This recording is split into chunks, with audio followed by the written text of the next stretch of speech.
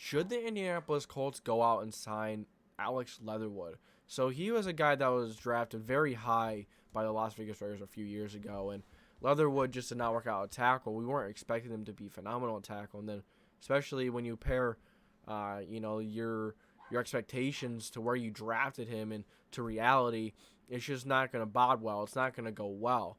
Alex Leatherwood is a maybe mid to late second round tackle at the time, I thought. I don't think he was a mid first. I don't think he was a late first. I think he was maybe a second, a late second. But Alex Leatherwood at guard is a different story. Alex Leatherwood is a bully in the run game. He is a mauler in the run game. He's big. He's strong. He would be a phenomenal fit over there at right guard with Smith and Kelly on opposite sides of him. Now, you may be asking yourself, dude, we have Danny Pinter. I'm not a fan of Danny Pinter. I've never been a Danny Pinter guy, especially starting him, especially him being a full-time starter over at right guard.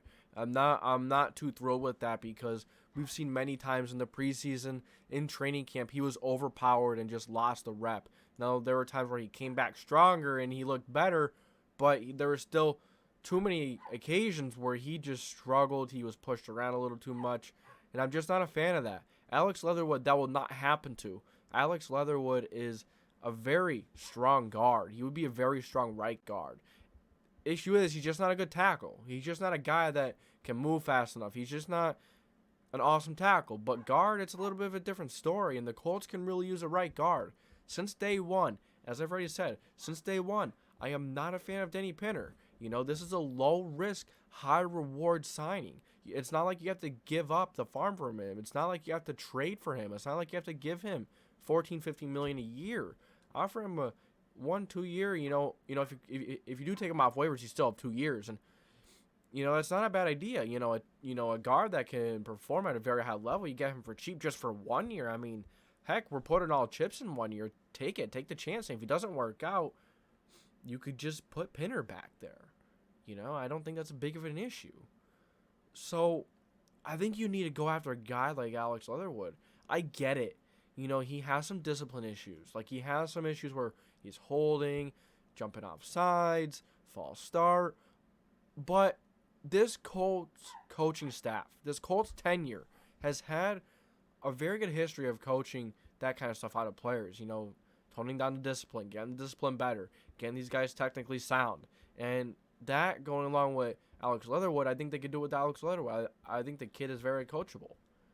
So, you guys let me know what you think. And we also signed a tackle from the Buffalo Bills today. He's going to be mainly depth piece. I don't remember his name. I saw it from Bring the Juice. But he's going to be a solid depth piece. I think he's going to be depth at right tackle. I think that's a solid idea. Especially, you're not going to have Dennis Kelly. Jason Spriggs you released. So, that tackle is going to play a major role. The Colts really like him.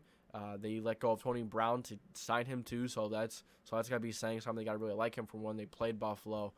It's kind of funny. The last two guys that they acquired were from teams that they just played in preseason. They must have just seen them and wow, we want them on our team if we get the chance.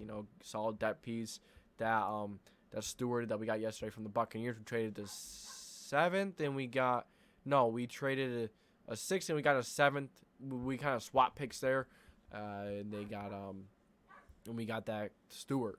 I don't remember his first name, but nonetheless, very good special teams guy. We're gonna need a special teams guy. Jordan Glasgow's not in the team, and we do have Ashton Dillon. We don't have George Odom. So interesting there. So you guys let me know what you think. Thank you for tuning into the JDW Sports Talk Show. Hope you enjoyed, and if you did, make sure to like, subscribe, put the post notification bell on for seeing future videos. This is JDW signing off.